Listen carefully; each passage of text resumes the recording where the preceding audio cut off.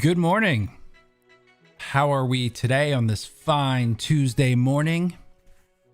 Hope everyone is having a good morning so far. AFK Bard is here. Good morning. Mike Porter is here. Good morning. Trinity 2nd Street Marvel has arrived. Good morning, sir. Harvey Mireless is here. Good morning. Good morning, everybody. We got some news to talk about this morning. We got some coffee to drink this morning. I got the San Francisco Fog Chaser I've been drinking lately. Stuff wakes me up.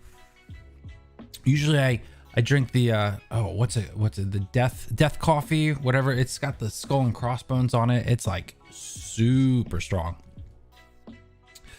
But I'm out of it. So I got this. And this is very tasty. I like me some dark roast. I don't know about you guys out there, but I like a dark roast. I like the strong coffee. So today on the show, we will be talking Captain Marvel 2 news. So this should be a nice, fun, civil conversation. Actually, it's actually pretty good news for once when it comes to Captain Marvel. So I think it might be actually a positive conversation, which should be nice.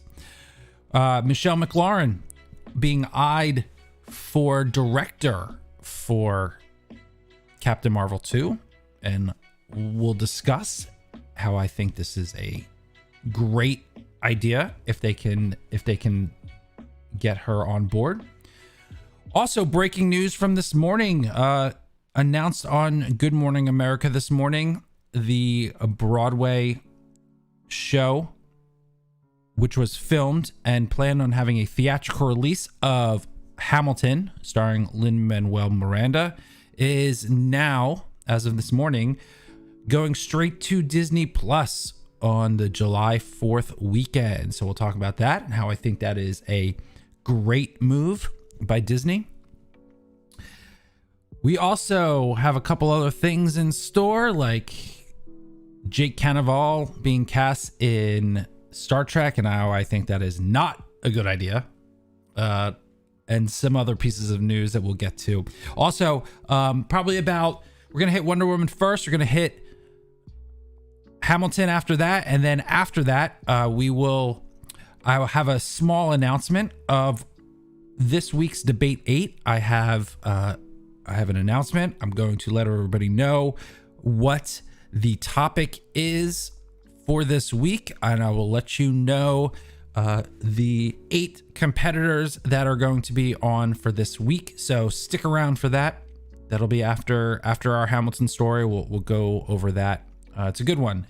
It's horror theme. I let everyone know yesterday it was horror theme. So we'll get into that. So let's get into our first topic. A hot button topic, Captain Marvel 2. Anytime you utter those words, I feel like things come out of the sky and start raining down on you. But yes, we are combining those 3 words, Captain Marvel 2. And a Diz Insider, which as of late has been pretty good with their news. So I think it's okay to consider Diz Insider as a reliable source these days, which is fine by me. The more we get, the better. Michelle McLaren being looked at for Captain Marvel 2. Michelle McLaren, mostly known for her television directing, but if there's anybody who I think can make the jump from television to feature, Michelle McLaren is hands down the person to do it. And I've always said, and I've talked about this on other shows. I think I've talked about it on the Den of Nerds with Josh. I don't know if Trinity and I have ever talked about Captain Marvel. I mean, we may have, but no major stories or anything. I thought Captain Marvel 2 was fine. I certainly think it could have been better. And I think in the hands of a extremely talented director, with a director who's got impeccable vision, I think it could absolutely turn that franchise around. And I've said that before. I was just recently talking about that with Josh. I think even last week I said, you just need to make Captain Marvel 2 excellent, and it might turn people around. Not everybody, and not 100%.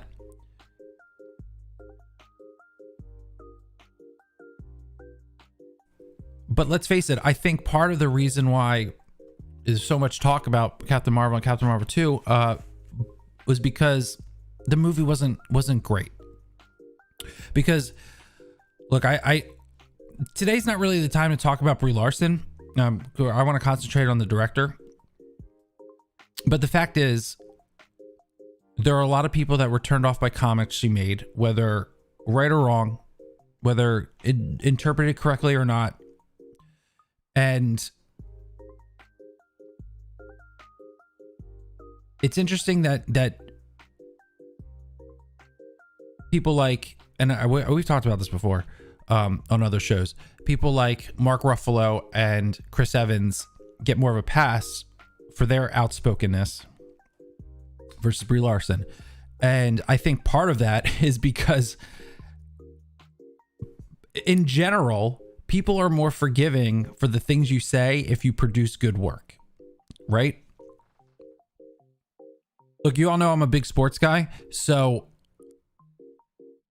countless times there are athletes out there who say stupid shit, who say dumb shit, and we give them a pass because they can go on the field and play, right? So that's sort of how our society works. We forgive the stupid stuff if you give us good work and give us what we want. So the fact that Captain Marvel wasn't a stellar movie, it was mediocre to me. It was fine. It was middle of the road. Some good action scenes, some bad action scenes, some good storylines, some bad storylines. Middle of the road. So because of that, it ratcheted up everything. But let's get back to the topic at hand. Michelle McLaren, excellent director. Here, you want to I just want to go through some of her IMDb, just so that in case you're not familiar with all of the incredible television work she's done. I mean, she's hit pretty much like all of our pop culture favorites, and especially when they were good, right? X-Files, Without a Trace. She did SVU, right? Hell on Wheels. I don't know. Have you anybody seen Hell on Wheels? I used to love this show. Hell on Wheels was such a great show, especially the first couple seasons. I think that, man, it's such a it's such a shame what happened to that show. Hold on, I gotta take a detour and just give love. If you haven't seen Hell on Wheels, it was an AMC show. It was so good. Look at it. Anson Mount was in it. Cole Meany was in it. It's so good. Okay, so Common was in it, and Common was awesome. Okay, it was Common and Anson Mount were basically the two leads. I'm not gonna spoil anything. And first of all, I don't think anyone's really gonna go back and watch it. But at one point, you can see by the episode count, Common left the show, and I'm not gonna say why or how, so I don't want to spoil it. But at one point, he decided he was gonna move on from the show, and the show seriously suffered without Common in it. So at that point, it kind of fell off for me. But man, were those first two seasons so good. And then look at what she's most known for: Breaking Bad, Walking Dead, Game of Thrones, early Game of Thrones, guys, early Game of Thrones, when we loved, look, Oathkeeper, that was a great episode. First of His Name was an excellent episode. She did an episode of Westworld. I love Westworld. I think Westworld is a stellar show. I believe this was a first season. Better Call Saul. The Deuce, I heard, is a good show. Morning Show, I haven't seen yet, but I heard that's a good show. Man, so she's a director. She knows what she's doing, and she's cranked out some excellent television. And look, this is a movie I am extremely looking forward to that I don't know is ever going to happen. Cowboy Ninja Viking. If you haven't heard of that, that's the one with Chris Pratt, where it's a guy who is all three, a cowboy, a ninja, and a Viking. It's not, yeah, government program turns Duncan, a man who suffers from multiple personality disorders, into super soldiers with the attributes of a cowboy, a ninja, and a Viking. Really looking forward to that, but I don't know if that's happening. It keeps getting pushed back and pushed back, so we'll see. Maybe one day. But on paper, Michelle McLaren, excellent choice for this. Let's not forget, let's rewind time a few years back, about 5 years ago. At one point, she was attached to Wonder Woman. I'm not sure who remembers that, but Michelle McLaren was attached to direct Wonder Woman. And unfortunately, they dropped out for creative differences. And here's why. Variety did an article on why. I'm not going to read the whole thing, but there is one paragraph here that I want to read that sort of makes me so excited for what she could do for an MCU film, right?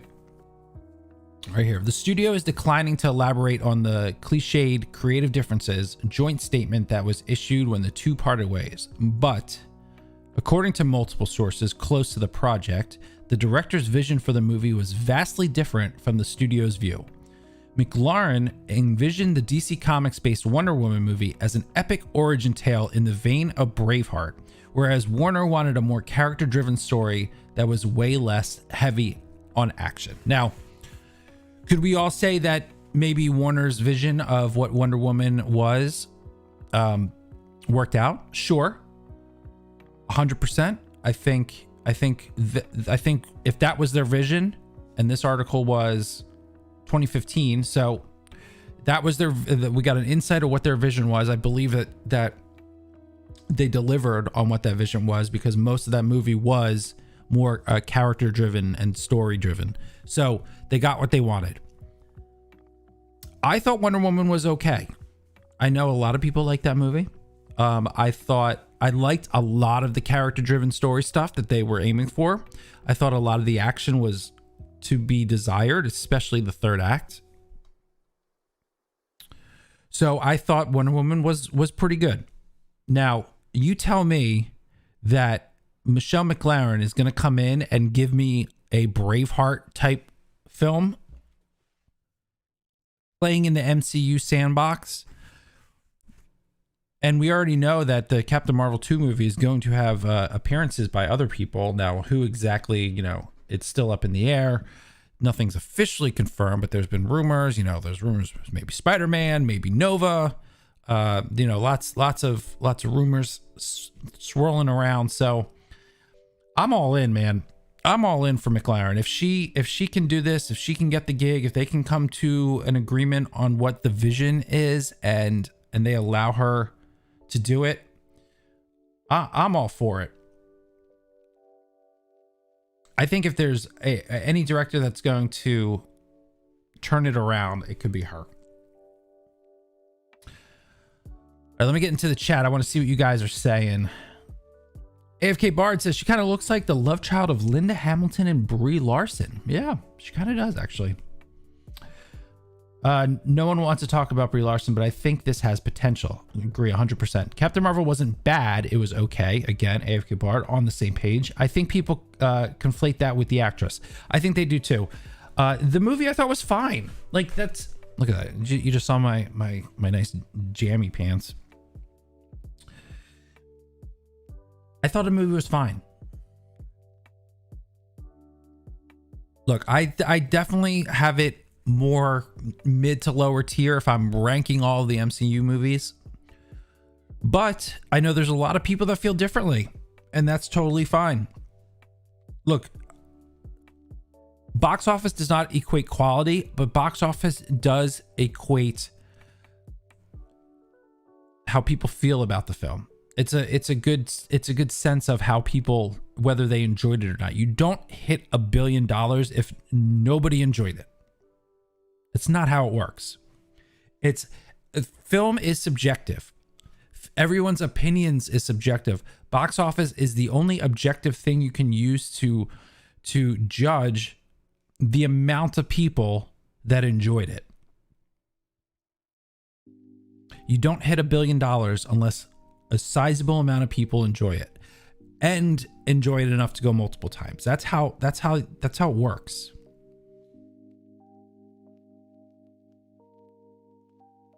So people did enjoy the first one, but because not everyone did, certainly not everyone did, a lot of people thought it was okay, then it only has up. It can only go up from here. And if you grab Michelle McLaren, I think the sky's the limits for that. She is brilliant. She's absolutely brilliant. Yeah, good work equals money where your mouth is. Absolutely, 100%.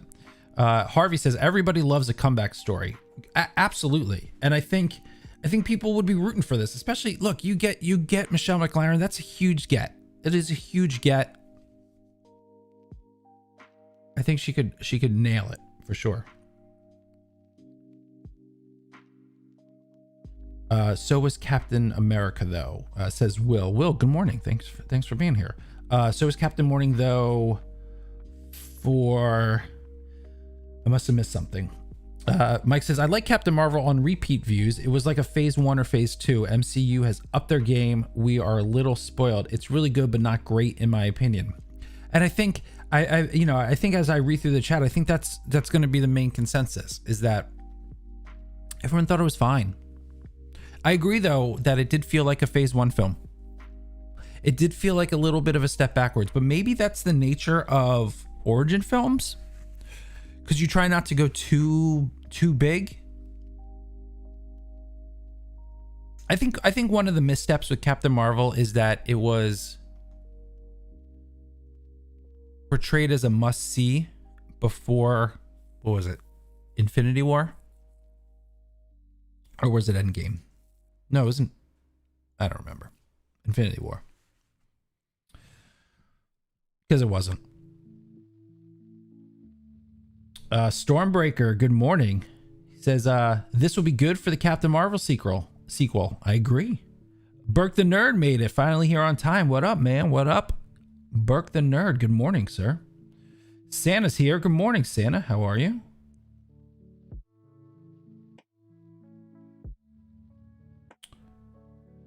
Everyone's saying good morning. Harvey says he did not remember that. Yeah, McLaren was on Wonder Woman. It's so funny to me. And look, I'm not going to say that Star Wars doesn't have more issues when it comes to hiring and firing. It certainly is more public, but it's very funny how Star Wars gets dumped on a lot for hiring and firings when every studio does it. Every studio has creative differences, and a lot too. Look, even the great Kevin Feige, even DC have creative differences, as reminded this morning. And we just know more now. Like, look, 10 years ago, 20 years ago, this stuff happened all the time. Hirings, firings, people leaving projects, people joining other projects. Things that are in pre-production, that were in pre-production 20 years ago. Like the beginning stages of making a film, today now becomes it's happening.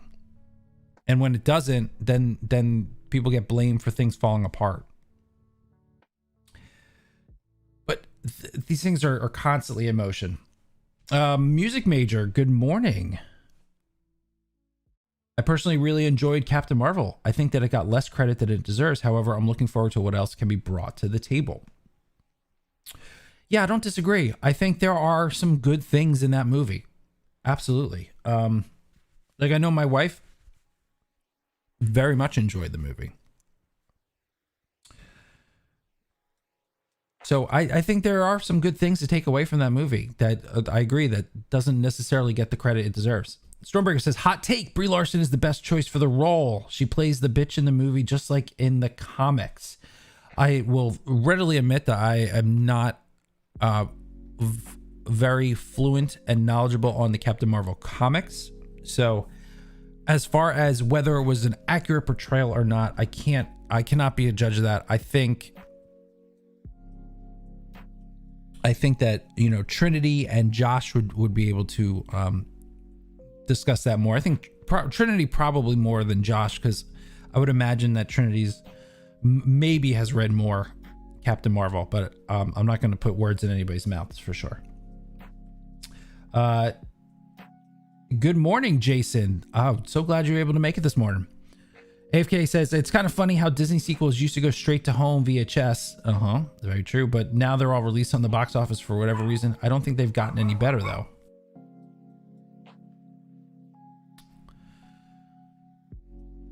Well, I think they've gotten better. I think it depends. I think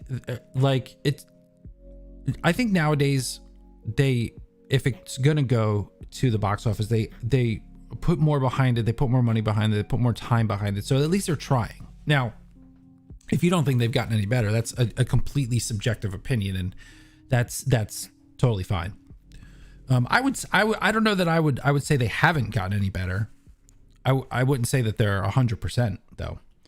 The movie has faults, says Trinity, but not that bad. I can mention the source material argument, which is a sound argument, but the film in itself is accurate for the material they did use. Okay, so there you go. So I was right. Trinity has read more of the comics. Jason says Captain Marvel's fine, not as nearly as deserving of the hate it got. It seems like the very a common theme. Will jumps in. He clarifies Captain America: The First Avenger was just an okay movie. It was just fine, like Captain Marvel to me. I agree 100%. 100% I agree with you. I liked the First Avenger. I didn't love it. I thought it was a nice introduction to the character. It's very similar. Will, you have a very good point. The two movies are very similar. I think look, we got a nice villain in. I think the villain's probably better with Red Skull. But overall, I thought that movie was okay. I don't hate it. Certainly the last on my list of the Captain America movies, for sure. What do you mean Captain Marvel is not an origin film?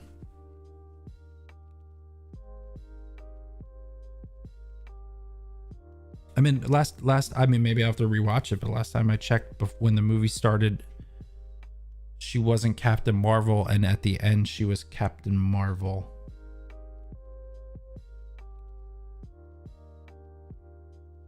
Maybe that's just me. Star Wars Santa says, I also enjoyed Captain Marvel. Rewatching it at home, I enjoyed some of it. The Easter eggs and stuff. The 80s references were awesome. And I think the movie is a lot of fun. Yeah, you know what? I gotta rewatch it. I certainly do. I've seen it twice. I could probably give it another go. AK Bart says, origins by nature are that they're small mysteries that we get to unravel. No, says Trinity, we learned nothing of her origins in the film. We barely learned anything about her. I'll say this. That would be a great roundtable discussion, Trinity, for sure. Dissecting whether or not, well, like, what is... That would actually be a very good roundtable show.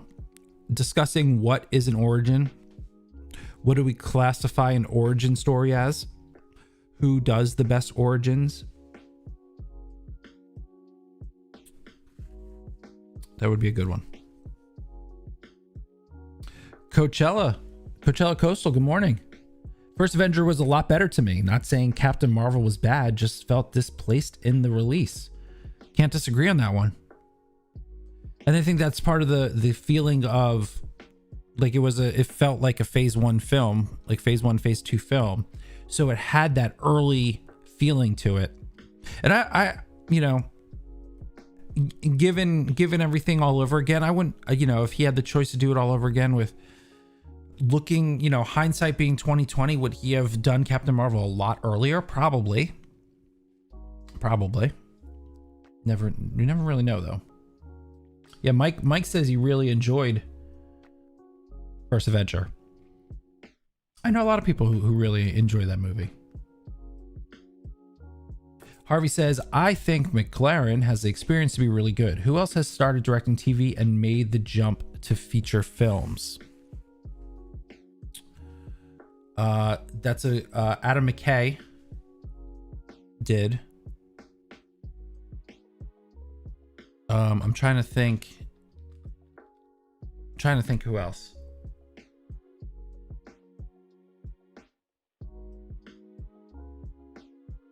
I'm doing a quick search. I'm not trying to cheat or anything, but I want to. Let's see. I guess. Yeah, it's not a lot. Honestly, not a lot. You get more. Yeah, you get more. Like Adam McKay is the big one that comes to my mind.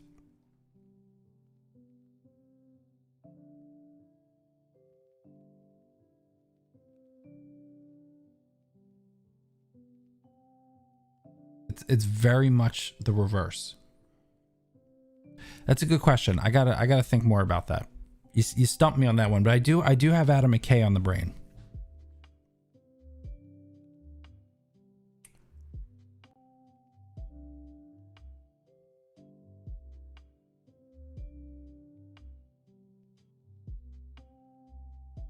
Jason says, I think it was. It just wasn't an in-depth Carol Danvers character study, but there was enough for me to call it an origin movie. Trinity digging in deep says, we learned she had a best friend and that she was also best friends with a baby. Right. Yeah, Burke agrees. Definitely a phase 1 movie.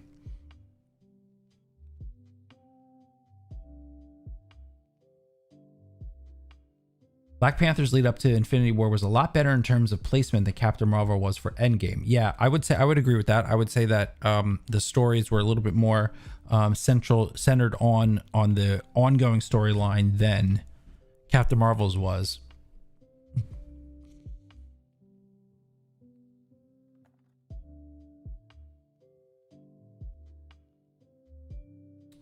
Yeah, Jason. I think yeah, well, I think that's a good idea, Jason. I have to think. Well, give Trinity. Yeah. All right, guys. We'll talk. We'll talk. That is a good idea. You're welcome. This is my producer brain. AFK Bard says Ant-Man and Captain Marvel are phase 1 type movies, and I'm gonna guess Black Widow will be the same. Really, they all get the feeling on discount because those characters should have had them sooner. Yeah, it's tough. Although, I don't know. Ant-Man to me didn't necessarily feel like a phase 1. I don't know. It seemed a little bigger.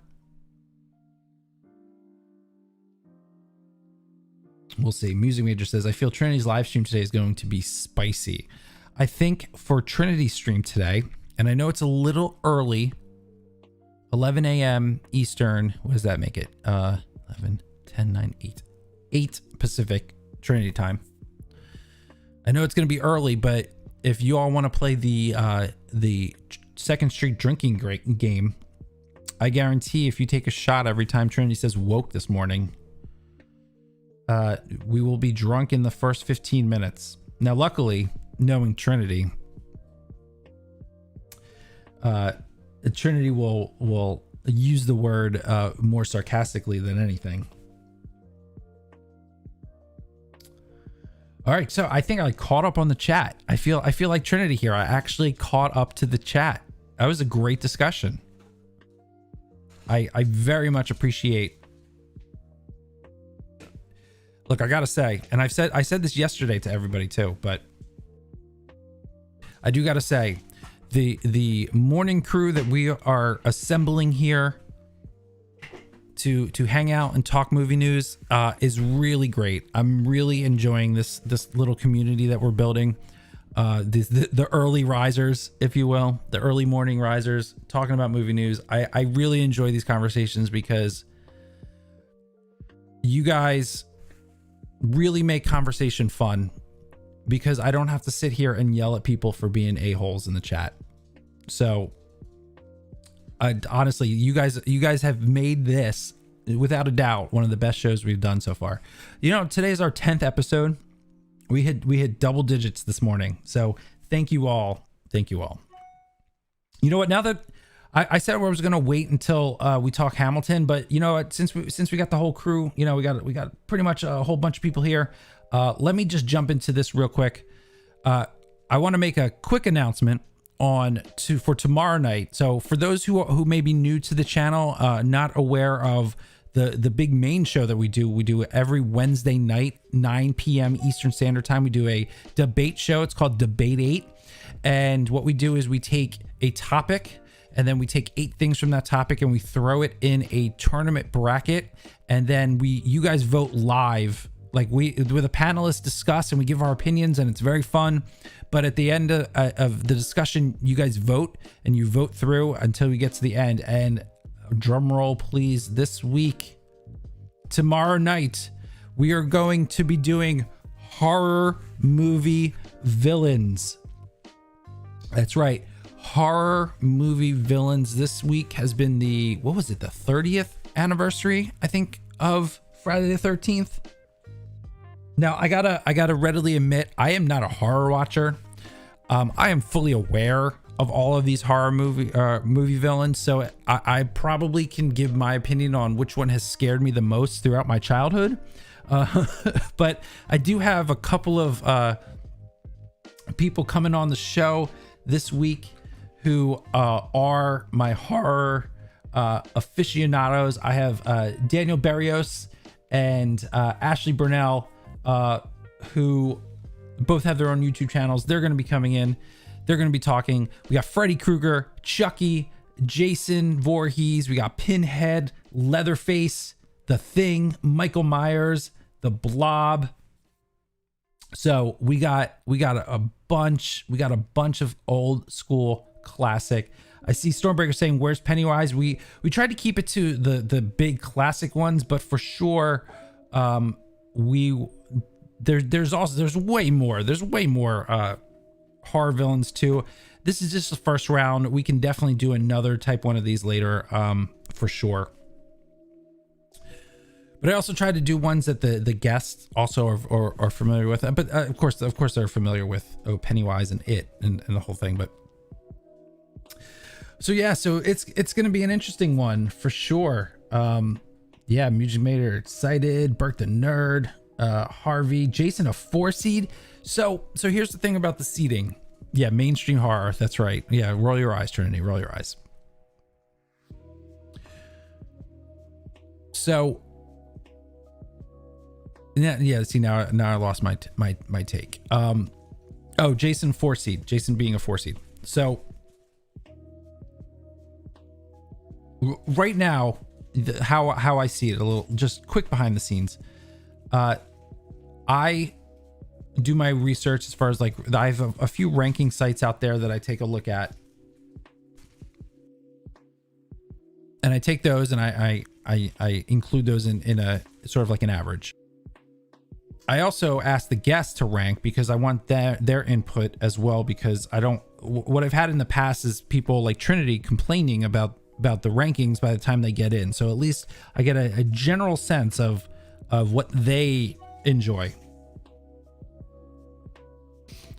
But what I think I'm going to start doing, I've had conversations about opening it up to people. And we're trying to build a Patreon, and I don't really want to talk Patreon today, but I may get into it where we do some polling on that as well.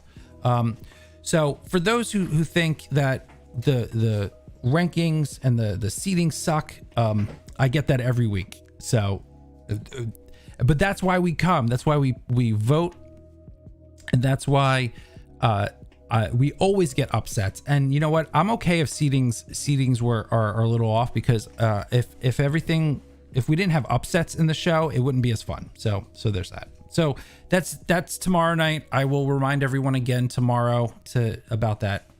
But that's it. Enough talk about that. Let's get to our next story. Hamilton, the Lin-Manuel Miranda Broadway show, is coming to Disney Plus. Now,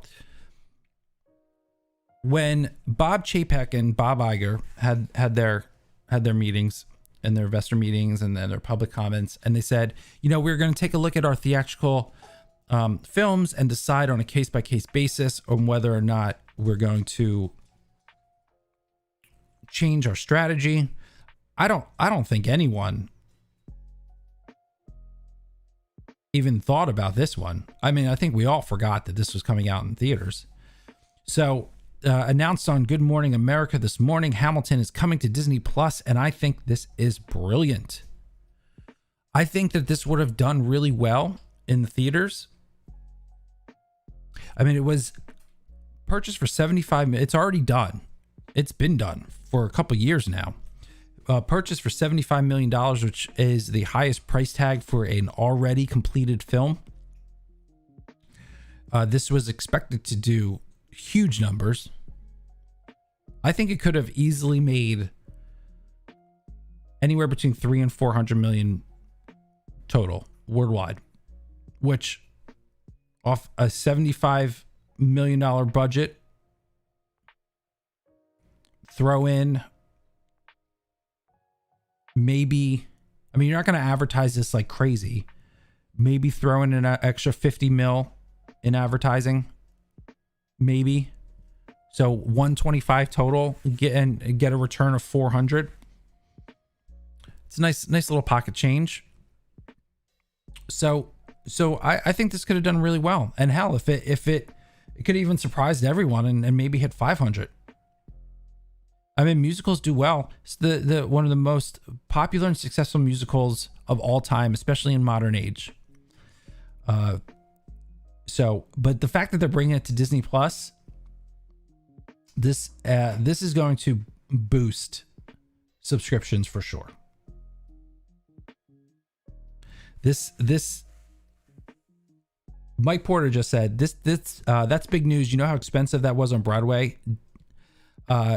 It's still expensive. It's touring. It's super expensive. And now, and it's one of those things where it's been cranking out money left and right on the stage, and it hadn't stopped. People are still paying tons of money for it. So, and there are millions of people that wanted to see it that haven't been able to see it because it's just too expensive to go see it. Mike asks, is this a stage production? Weren't they supposed to do both stage and live action? No, they were only ever doing stage. This is a fully produced, professionally filmed version of the stage play. So, with multiple cameras, multiple angles, close-ups, full sound, like the whole deal. So this is all stage play, which I wasn't, I was totally fine with it at first, but I was like, oh man, it would have been nice to see a live action. But then I thought about it and I'm like, you know what? This'll do. This'll do. Music Major says, I can't wait for this. I am not surprised, Music Major, especially if they get the whole section of musicals. I know they already have The Sound of Music. Theater music minded folks already love Disney. It's the perfect storm. Yes, I agree 100%. If you are music minded and you are into musicals, Disney is a great place for that. I mean, you can just go on Disney Plus right now and hit play and you'll trip over musicals on there.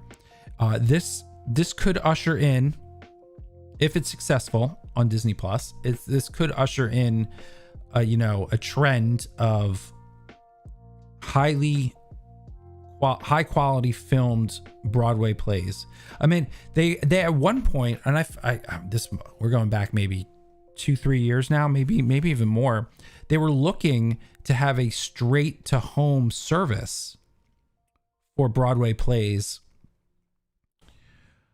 of all the current ones running, both musical or straight up plays, and I think some off Broadway stuff, maybe some off Broadway. And there was going to be a service. It was like $50 a month or $100 a month. I forget what it was going to be. And you were going to get this. I think this is the evolution of that. And if this is successful, which I believe it was, then yeah. Mike says, can't wait. 1,000 exclamation points. I'm a huge nerd, but give me Hamilton. Definitely. Harvey says, super smart call. Those who didn't think they had a reason to get Disney Plus have another reason to. Yeah. And look, Disney, I saw some projections maybe a day ago or 2 days ago where they said in the next 5 years, I think it was, Disney Plus is going to overtake Netflix. Not by like astronomical numbers, but it will overtake it. Can you imagine? There's still millions of households that don't have Disney Plus yet. There's so many. They're just going to keep going and going. There are a ton of people who are still waiting to get it for the Marvel stuff.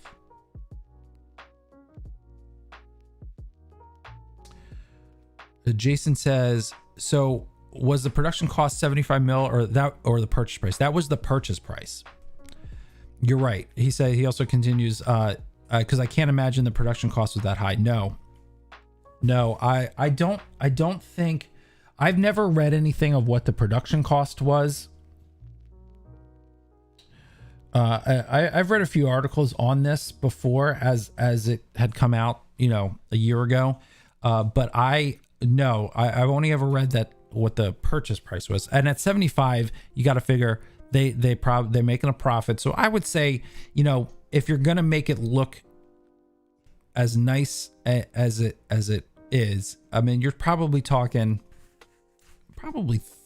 25, 30 mil, I would guess. No more than 40. If they spent more than 40 on this, I'd be shocked. So they made a nice, double digit chunk of change.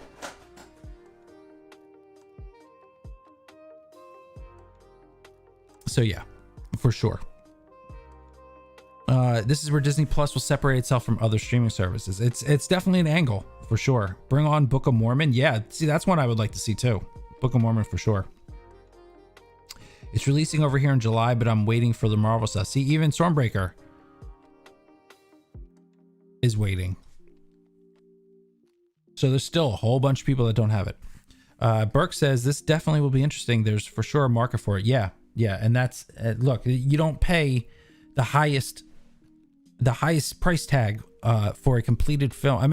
Think about all the completed films in the history of modern film, going to festivals and going to all the stuff and having, bidding wars. And those were completed films as well. And they've still never as high as this. It's insane. Wookie, good morning. Thanks for coming. So yeah, so those are our two top stories this morning. A couple other things to kind of go over. One thing that I'm not exactly excited for. Jake Cannavale eyed for James T. Kirk in the Captain Pike series Star Trek Enterprise. So here's my thoughts on the whole CBS All Access Star Trek stuff. The first season of Discovery, I gave a pass, right? It's new. They're getting their footing. I didn't like what they did necessarily with the Klingons. It wasn't my favorite, but I was like, you know what? First seasons are sometimes very tough, especially for Star Trek. Look, I know we love to hate on first seasons if they're horrible and we dogpile, but the history of Star Trek, first seasons have mostly really needed at least a season to get its footing. So you kind of give it a little bit of a pass.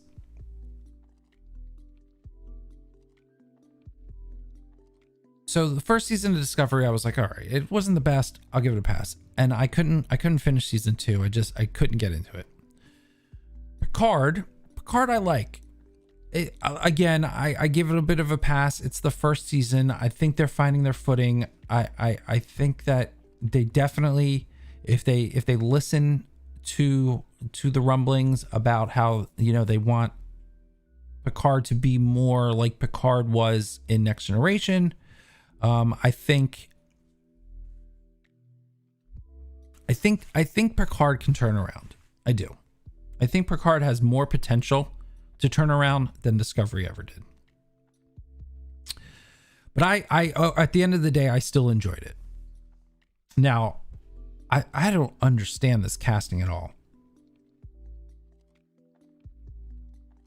Look, I get that they're doing a Pike series because they did it. He was a character in Discovery. He was we talked about Anson Mount earlier. Anson Mount, a great actor. They have a great actor in Pike. So you want to do a spinoff. First of all, why are you calling it Star Trek Enterprise? Didn't we already have a show called Enterprise? So now you're just going to confuse everybody. What a dumb marketing decision. That being put aside, because I guess technically that was called Enterprise and this is called Star Trek Enterprise, and sure, that won't confuse people. You cast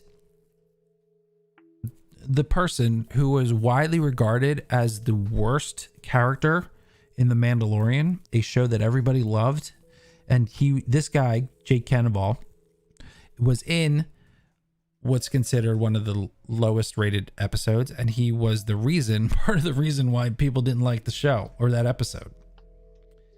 I don't know that he's quite ready for the big time yet. I think he needs some more experience, but it looks like, I mean, look, I don't want to cry nepotism, but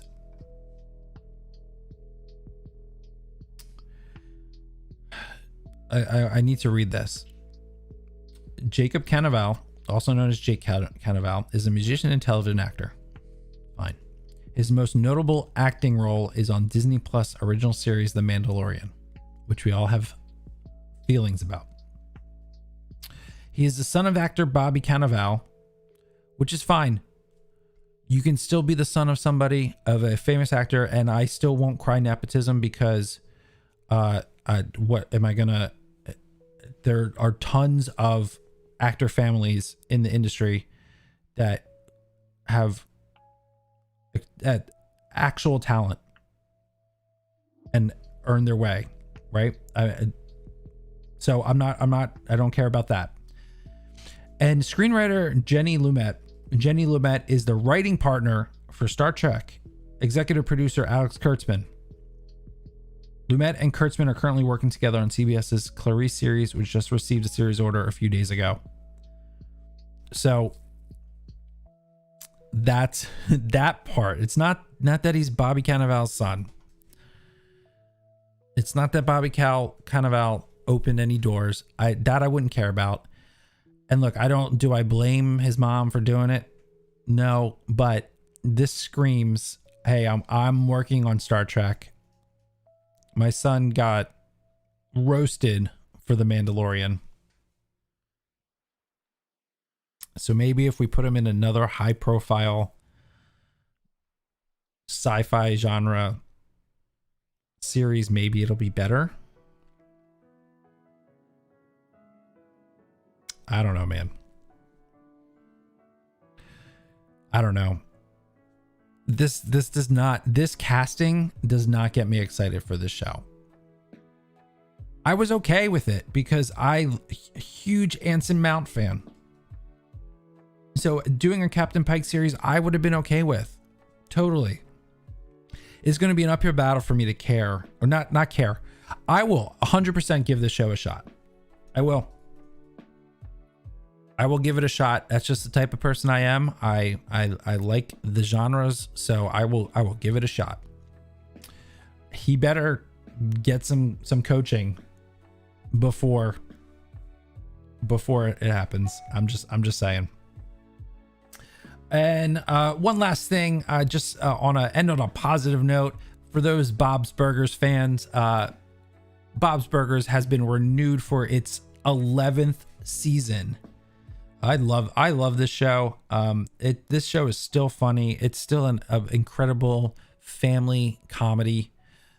There's a movie coming. It's supposed to be coming at the end of, I believe it's this year, sometime at the end of this year. I probably should have looked that up, but there is a movie in the works coming. I'm very excited for that as well. A huge fan. It's probably gonna be in the vein of how the show is when they do their musical stuff. I guarantee there'll be a couple musical numbers. You know, this show is great, and that's some very fun news. So not too much to talk about, but I wanted to throw that out there for anyone who is fans of Bob's Burgers. It is coming back again for an 11th season. Let me just jump into the chat, see what people are saying.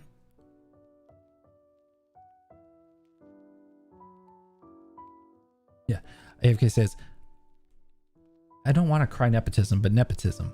Aggressively says, Star Trek fans do not get confused by show names. Maybe not. But perhaps the people who are new might. I don't know. I just find it weird. I'm not saying it's like the biggest deal in the world for sure. I'm not. It's just confusing to me. Like from a marketing brain. A purely marketing sense. Like why? You couldn't have come up with any other name?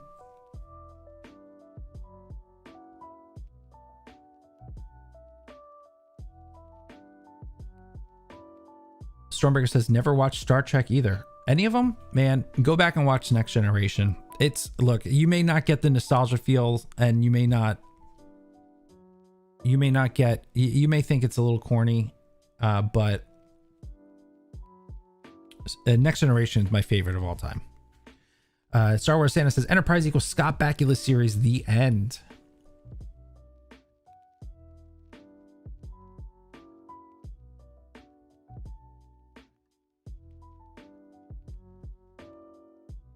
Oh yeah, Music Major. I gotta get better at this. Smash that like button. Thank you, Music Major. I know, it's so funny. Like, it's always nice to get that reminder. And the likes comes naturally. So I don't like to harp on it. But it's always funny because like even the videos I watch, like if I watch Trinity or whoever I'm watching, I always try to remember to hit that like button, but sometimes I forget. And then that nice gentle nudge and reminder always like makes me do it. Yeah. Mike says his notable acting career is being Bobby's son. That's for sure.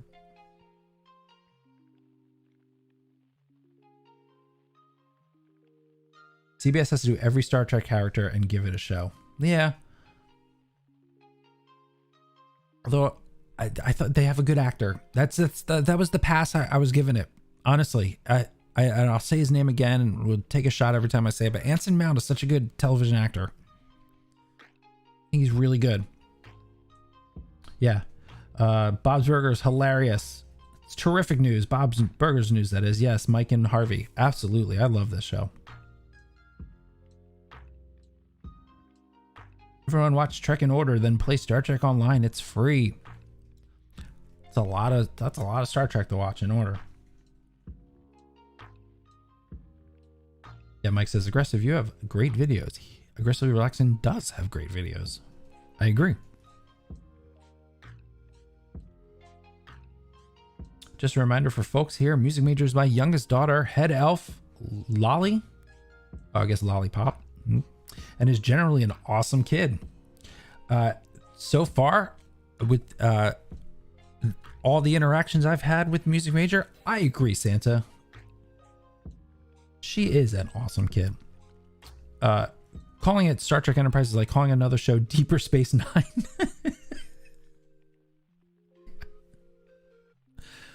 Oh, that's a good one. That is pretty good. Deeper Space Nine.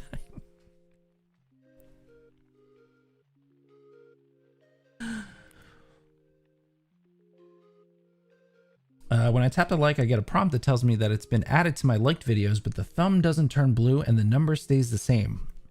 Well, that's because YouTube breaks a lot. I don't know. That's so weird. I don't know. YouTube does some dumb stuff.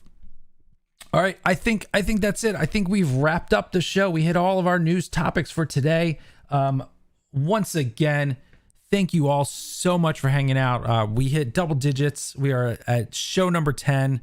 It's been a blast these last few weeks doing these, and I'm glad we're starting to get the morning crew together to wake up with each other.